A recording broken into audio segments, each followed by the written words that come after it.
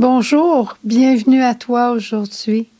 Bienvenue à toi en ce dimanche où j'ai pensé de te présenter notre tableau du carême. Quelques-uns m'ont posé des questions, alors j'ai dit, je vais faire des petites capsules le dimanche après-midi.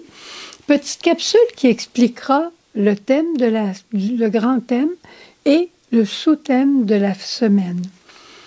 Tu sais, on entre en carême pour être plus proche de Jésus, pour le rencontrer davantage, le connaître davantage, le connaître dans sa parole, le connaître dans ses agissements et témoigner de lui.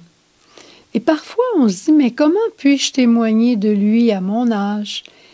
Et Tertullien, qui est un historien des premières heures de l'Église,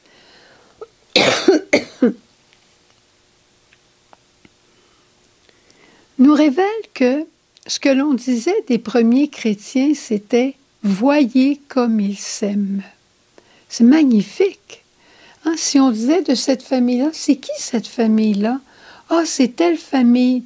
Mais as-tu vu comment ils s'aimaient? C'est tellement une belle famille. Ils s'aiment tellement. Et avec raison, et c'est notre thème du carême, parce que Jésus nous a dit, je vous donne un seul commandement, celui de vous aimer les uns les autres comme je vous ai aimé. Aimez-vous ainsi. Et c'est à ce signe que tous reconnaîtront que vous êtes mes disciples. Pas à vos grands témoignages, pas à vos grandes paroles, pas à vos grands discours ou même à vos plus beaux vos écrits. C'est au signe de la charité que tous reconnaîtront que vous êtes mes disciples. Alors tu comprends que notre carême va certainement faire la lumière sur nos pauvretés et va nous encourager à la conversion pour arriver à la fin, voir Jésus ressuscité, mais nous ressusciter en lui et nous être transfigurés en lui. C'est ça la dynamique du carême. Alors en cette première semaine du carême, on retrouve comme thème, et si ce tableau-là, tu ne l'as pas encore, eh bien, dans la description de cette vidéo, juste en dessous du titre, tu vas trouver un lien sur lequel tu peux cliquer, et sur ce lien-là, tu trouveras le tableau bien simplement. Jésus va au désert, et que me dit-il? Il dit, viens avec moi au désert. En charité, je vais t'enseigner comment résister à la tentation. Tu sais, c'est un acte de charité que Jésus révèle comment il a résisté à la tentation quand il était au désert. Quand quelqu'un est dans le pétrin, puis il trouve le moyen de s'en sortir, c'est un acte de charité, comme quelqu'un peut avoir des misères avec des problèmes d'impôts. De ce temps-ci, c'est bien intéressant au Québec, toutes les nouvelles lois qu'il y a sur les impôts, pas toujours facile de faire son rapport. Mais quelqu'un qui dit « j'ai appelé à tel numéro de téléphone, c'est gratuit, on m'a aidé », c'est un acte de charité, ça, que de le dire. Partager une information pour que l'autre soit plus heureux, c'est déjà un bel acte de charité et Jésus le fait. Encore, il faut lire le texte, par exemple. Et Jésus nous dit, en continuant, « En charité, je vais t'enseigner aussi à combattre, parce qu'on est dans un combat pendant le temps du carême, par l'obéissance à la parole de notre Père. » Encore, il faut la connaître, mais c'est un temps qui nous est donné pour la connaître davantage.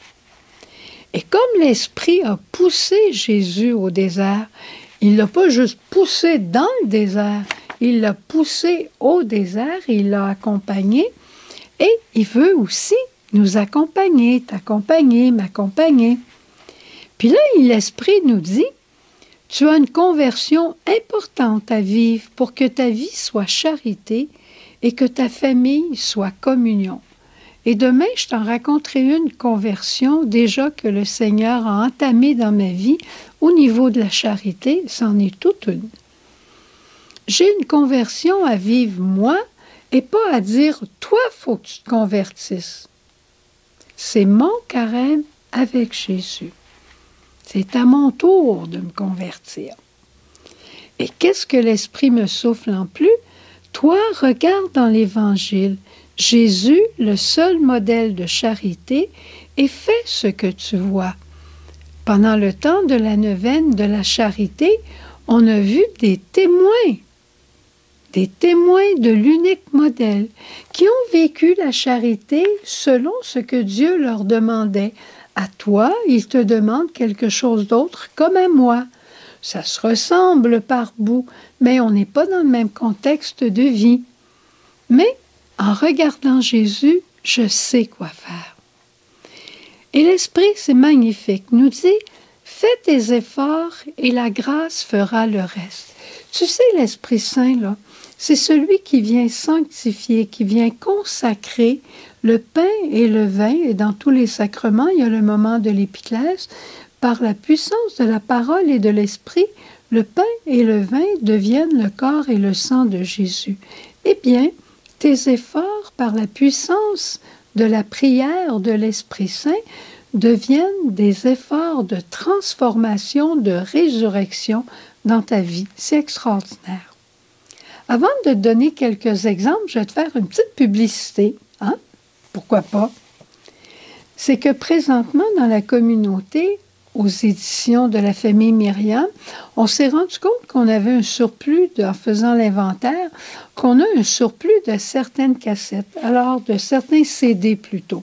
Alors, on a décidé de baisser le prix.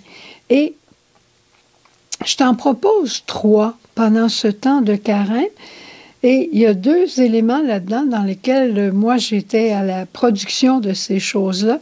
Et je peux te dire que c'est des belles pièces, ça vaut la peine. Le premier, c'est un album de chemin de croix biblique. Ça dure peut-être 1 heure. Tu pourrais en écouter une petite station à tous les jours et tu vas voir comment ton regard sur Jésus va devenir un regard de compassion et comment ton regard sur les autres va devenir un regard de bonté. Moi, j'aime tellement l'écouter. Comme je n'ai pas le temps de l'écouter tout d'un trait, eh bien, j'en écoute un petit bout à tous les jours. L'album du chemin de croix. Ensuite, il y a aussi un album où on a mis tous nos chants de Pâques, tous nos chants de résurrection, nos chants de joie. Tu écoutes ça, là, puis ça te transporte, là. Mais ça te transporte dans la vie du ressuscité. Et le 3e album, c'est « Ceci est mon corps ». C'est un album qui te permet de vivre 1 heure d'adoration chez toi, qui est très bien fait et ils sont tous à 5 $. Tu t'imagines? Ça te coûte 15 $, quelques frais de poste, et te voilà avec une nourriture pour tout ton temps du carême. Extraordinaire. Alors, tu vas trouver aussi dans la description, sous un lien avec un arrobas, tu vas trouver un lien où tu pourras écrire et ensuite je communiquerai avec toi et je te dirai ce qu'il y a à faire pour le reste. Alors, pour terminer notre petite capsule d'aujourd'hui, je te donne quelques exemples de conversion à la charité et pour combattre, pour arriver à une famille communion. Ma conversion à la charité sera l'émerveillement pour combattre mon rouspétage, mon chiolage. À tous les jours, je vais m'émerveiller devant d'autres ou je vais appeler d'autres personnes et je vais m'émerveiller devant des choses de la vie courante. Ma conversion à la charité sera l'encouragement. Je vais encourager une personne qui est proche de moi, puis que parfois, j'oublie d'encourager. Puis parfois, je ne veux pas vraiment encourager parce qu'au fond, je suis un peu jalouse de cette personne. Alors, à tous les jours, ma conversion à la charité sera d'encourager cette personne pour combattre ma jalousie.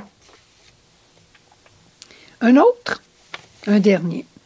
Ma conversion à la charité sera de passer du je au-dessus. Au lieu de toujours dire « Moi, j'aimerais ça écouter tel film. Moi, j'aimerais ça aller tel endroit. Ah, moi, ça, j'aime pas ça. » De demander à l'autre « Où aimerais-tu aller souper? Qu'est-ce qui te ferait plaisir de manger ce soir? Quel film te plairait d'écouter? Quelle émission de télévision tu aimerais qu'on partage? Qu'est-ce que je pourrais faire pour te faire plaisir? Et là, probablement, on va pouvoir combattre notre égoïsme. On a tous de l'égoïsme, de l'orgueil, de la jalousie. On les a, les 7 péchés capitaux. On est toujours en train de combattre. Et Dieu nous donne des petits moyens pour le faire. Alors voilà ce que je voulais te préparer. Je voulais te présenter pour notre semaine. Et on se retrouve aussi pour la vidéo du lundi. Au revoir. Bonne première semaine du carême.